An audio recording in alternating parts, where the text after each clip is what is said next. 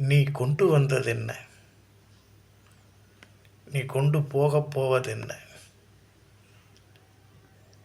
இதை நாம் ஒவ்வொருவரிடத்திலேயும் கேட்க வேண்டும்.